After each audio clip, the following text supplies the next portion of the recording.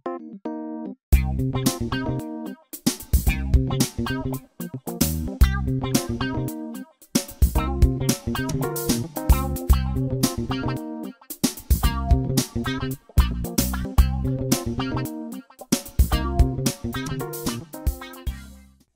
Afrika kuphela kuphela kufinyelela khona inyanga yoMPEDI TV siyakubingelela futhi sekwamukela. Bukelo wami njengenjwayelo ke hlelo omkhulu wodi la sihlele inyanga yoMPEDI sihlele no professor la bathi captain my captain. Baba Mkhulu ake ubingelela babukele emakhaya. Khihlela makhehla ngiyabulisa barigani ndwakwazango umkhulu kaMaratorato inyanga yoMPEDI all the way from Johannesburg CBD. I'm no longer from Johannesburg south or Johannesburg north. I'm in Johannesburg CBD ngaphakathi makhosi. Sibonge mkhulu. Mkhulu ake siphinde sibheke la. Kunento mkhulu abantu abangayinakile nabantu into abangayikhulumi. Yeah. Le ndaba yecala lika Ngizwe Mchunu. Eish. Kungani mkhulu kudlalwa Ngo Ngizwe. Thini uPaula kwakho lapha? Uyabona lento lenzakala Ngo Ngizwe Mchunu ayingiphathi kahle mina. ENingizimu Afrika siphathwa kabi futhi sithithwa ngendlela ekungasiyona. Kuyimanje ngikhuluma nawe lento kaNgizwe Mchunu is wrong.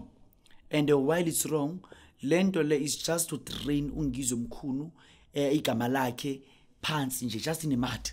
Emva kwalokho uNgizwe Mchunu kutrain igama lakhe nje phansi la his name is being dragged nje phansi nje kungathi akusumuntu osile ekhanda. You understand?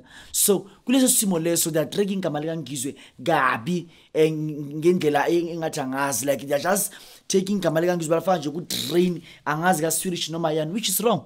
So thina la eNingizimu Afrika there are things of which are happening but thina singabantu bezwe, thina singabantu bomhlaba eNingizimu Afrika kube ngathi asikho sithule nje sibhekile sithe we were there when uNgizwe wathithwa kabi, we were there when uNgizwe kade emaphoyisa emfuna ngalanga la. For what reason we don't know. Even till today there are people out there of which are rapists. Lies goal each and every day kunabantu ababulawayo, kunabantu abadlungulayo, kunabantu abaphathwa kabi with ibhama ezikhala day and night like goal. So kuthathwe kuhlule ukuthi kubanjwe labantu abafana lapho, kuthathwe uNgizwe Mchunu. uNgizwe Mchunu manje lo muntu losikhuluma ngomuntu of which umuntu okwazi ukuthi ahlanganise abantu babe imbumba babe into eyi-one. Awungizwa makepha. uNgizwe Mchunu ukwazi ukuthi alungise abantu bangazwani. uNgizwe Mchunu is someone of which nanoma kuthiwa nebusiness ufunda phambi lebusiness lakho through amandla anawo through the society yethu angakwazi ukuthi akwenze leyo nto leyo. By so I'm trying to say ukuthi uNgizwe is a serious influencer eNingizimu Afrika, and being an influencer is not a matter of you which lento leyo uyayifundela. This is something of which we nikezwa abakini. uNgizwe Mchunu umuntu ohamba namakhosi. Amakhosi kuyimanje nje ukhuluma nawe uNgizwe Mchunu isilo esikwazi ukumema simbisi, unyazo lezulu likwazi ukumema nombisi. Abantu abamakhosi whenever uma into ithinta umuntu omzulu asikhulumi ngento esiphansi, kuma ngento esiphezulu. Uma into ithinta umuntu omzulu lapho sikhuluma ngezinto eziphezulu. Umuntu mekwazi ukuhamba nesilo, umehamba nesilo bese umuntu wakhona ngapha uloku ucice emakhoti uphuma kwelinye ikhoti ungena kwelinye, umuntu asuke le kude le aze court la egoli ukudlala ngayo impela ukumoshela isikhathi. Ngapha we know ukuthi uNgizwe kuyimanje akanamsebenzi all right or stable ngenxa yalezi igameko ezingenamsebenzi. Ubani umuntu ozobhadala sonke lesikhathi lesi sikaNgizwe swisiteka kangaka esimosheka kangaka uma lamaqala sephelile? Nalawo maqala wana ngenamsebenzi bamosha nje imali estate. Awani lamaqala kumosha nje imali estate. Amaqala khona ayahoqiswa kuthiwa kuyangenwa nini futhi kujikiwe, kuthiwa kuyangenwa nini futhi into ezingenamsebenzi ongazazi ukuthi kwenze njani. Ongazazi ukuthi kwenze njani. Kuthiwa uNgizwe wayephusha ukuthi iluthu yenzakala. Hayibo, iluthu yenzakala for ini? Like for in. Wayephusha ukuthi iluthu yenzakala for makwenzakala ini. Bekazogaina ini through luthu. Uma abantu betshontsha eAlexandra, uNgizwe aseDurban, uNgizwe lophusha abantu batshontsha eAlexandra. Uma abantu batshontsha amafutha lawo awungizwa lamafutha labantu azopheka ngawo kujike futhi sekunye bona kushehe bona la lokunya lokho uNgizwe losuke egenile.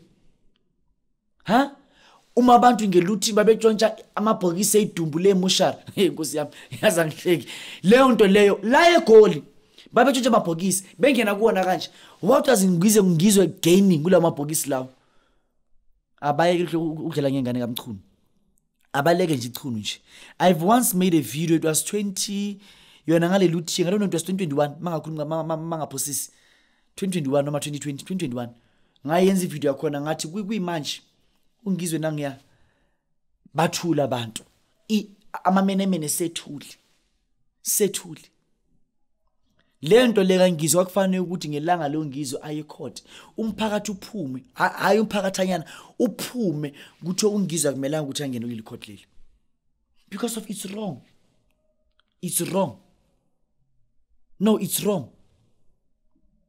angithandi lento ezakalayo ukuphawula kwami ukuthi lecala kangizwe aliphele ungizwe akwazi aqhubeke ngempilo abahamba efuna abantu atshontsha imoto zabantu abahamba efuna abantu abaripa abantu abahamba efuna ababulali bayekela ungizwe ayenze umsebenzi wakhe awubizelwe uNkulunkulu emhlabeni. Siyabonga. Sibonge mkhulu. Mkhulu ake uphinde uthi usithintela kabanzi la ngesifutho mkhulu. Isifutho kami ngabe siyimalini? Isifutho si1.5. Isifutho senhlanhla. Isifutho sekuvula into zomuntu. Lesifutho sibiza nje imali engange 1500 rand. Siyabonga. Sibonge mkhulu. Magic wallet mkhulu ngabe isekhona yena and mayisekhona imalini? Magic wallet umuntu omdala isekhona. Umuntu othi mina mkhulu nje ngifuna nje imali ezivezayo kumina ngihleli. Ngikhathele mina kulungihamba ngisebenza abantu abafana nami ngizongisebenza abanye abantu abafana nami ngidinga imagic wallet. Imagic wallet ibiza imali engange 1500 rand. Hey man ngithina hayi isifutho man. Imagic wallet ibiza imali engange 35000 rand. Uma umuntu ekhala ufika la ekhaya ngemali engange 30000. Isifutho isona esibiza 1500 rand. Uma umuntu edinga nje imagic wallet uyafika la ekhaya sikwenza into zakho imagic wallet yakho kukhanya yonke into kungabe into ekuphazamisayo. Siyabonga. Sibonge mkhulu. Mkhulu awucacise la isiqhoko semali sisebenza kanjani? Ngadla ndoda endala amadoda. Ala umsebenzi khehla lami. Yabona lana ngathiwa umuntu ayihluphe kangakanani. Uma uthi uhlule lokho, mina ngisazi. Lento lemihleli la, umuntu mefika 35000 nyamenzela, ufike ne 50000 nyakwenzela, ufika 25000 nyakwenzela, ufika 30000 nyakwenzela. Uma uhlule lokho mina ngisazi. 25000, 30000, 35000, 40000 ukuya phezulu. Uma uhlule lokho mina ngisazi. Uma umuntu ethi mina mkhuloti ngifuna mina isigqoko semali. Isigqoko semali sibiza imali njengibizile. Uyafika la sikwenzele lento. Lento yokuphila, lento imali, into yamandla. Ukwazi ukuthi impilo yakho ibe right. Kodwa uyazi ukuthi mina nyanga yompedi mkhulu ngitholakala nje eGoli e131 Mashati Johannesburg CBD. Angisinyanga mina ekuthiwa Monday utholakala kuphi. Tuesday utholakala kuphi. Wednesday utholakala kuphi ngathi ngitshontsha imali zabantu. Cha, mina ngithole endaweni eyi1. Angishift ngihlala khona la. Siyabonga. Sibonge mkhulu. Mkhulu ake sibheke la. Uphakanyiswa for imali. Okay. Umuntu mezophakanyiswa for imali kuneziphakamiso ezahlukahlukene bakwethu. Ukuphakanyiswa for imali uqala from 20000 ukuya phezulu. Uma umuntu uthi mina mkhulu othi ngifuna nje ukuthi ngiphakanyiswe for imali, into zami azikhanya, into zami asihlangana. Ngifuna ukuthi ngiphakanyiswe ngibe nemali. Siyakuphakamisa ke ngufake imicabo yokuphila, ngufake imicabo yamandla ukuze yonke into yakho ikwazi ukuthi ikukhanyele nakho konke ukwazi ukuthi kukhanye kuhlangane. Lapho sikhuluma ngani? Sikhuluma ngokuphakanyiswa. Umuntu mephakanyiswa sineziphakamiso ezahlukene. Sinesiphakame ngokwenzela sona la ekhaya. Nginesiphakame ngokwenzela sona entabeni. Nginesiphakame ngokwenzela sona phezulu kwesiduli. Nginesiphakame ngokwenzela sona ugibele phezulu kwesihlahla. Ngikugeze wena uphezulu kwesihlahla. Ngize ngikuqhabe uphezulu kwesihlahla kuze impilo yakho ikwazi ukuthi intante iye phezulu. Uma ngasinjalo ngubeka phezulu kwegodo, kunogodo olungaka ufike uhlale phezulu kwalo. Lolu godo laziwa yimi ukuthi olani. Siyabonga. Sibonge mkhulu. Mkhulu ake siphinde sibheke la. Umuthi wenduku. Umuthi wepipi. Umuthi wenduku, umuthi wepipi, umuthi wamadoda. Amadoda athi mina mkhulu uthi ipipi lami linqane, lifinyele lingaka. Ngifuna ipipi lami linwebeke likhulu libe ngaka. Sinawo umuthi wenduku. Imithi yenduku iyahluka you2. Sinomuthi wenduku Nigerian Buffalo, sinomuthi wenduku triple power. I-triple power ibiza imali engange 3500 rand. Then i-Nigerian Buffalo ibiza imali engange 4,500 rand. Angichazi kakhulu kule video ngoba lana ngidinwa nje nginyanyisa le ndaba kaNgizwe ukuthi uNgizwe angayenzwa kanje silokhu sikhona. Kusho ukuthi nawe kusasa ungayenzwa kanje umuntu. Lento enginyanyisayo le ndaba kaNgizwe. Le video le angikwazi ukuthi ngispinito kabanzi ngoba ngidile le ndaba le kaNgizwe. Yikhuluma nabantu ofuthi babona ama video lawo. Abantu abane power in the society. Abantu abane power la eNingizimu Afrika ukuthi lento le kaNgizwe ayisukunyelwe akukhulunywe ngayo. This thing kaNgizwe ifana nento le kaJacob Zuma. uJacob Zuma ahlale njalo afakwa ngapha, akhishwa ngapha, afakwa ngapha, afakwa ngapha, akhishwa ngapha. Kungathi uyingane, kungathi angazi uyazi umintandani uhlukumeza ngendlela isimanga. Manje nona kuNgizwe ngiyabona ukuthi kunjalo. Umuntu manje akasakwazi ukuphusha impilo yakhe. Each and every month kudlula imonth eyi1 mhlambe kune court kunani. You can imagine since from 2021 till today. Ayikho right lento le. Ayikho right. Lamanunu lawa awaye kuNgizwe. Siyabonga. Sibonge mkhulu, sibonge babukeli bonke benyanga yoMPEDI TV.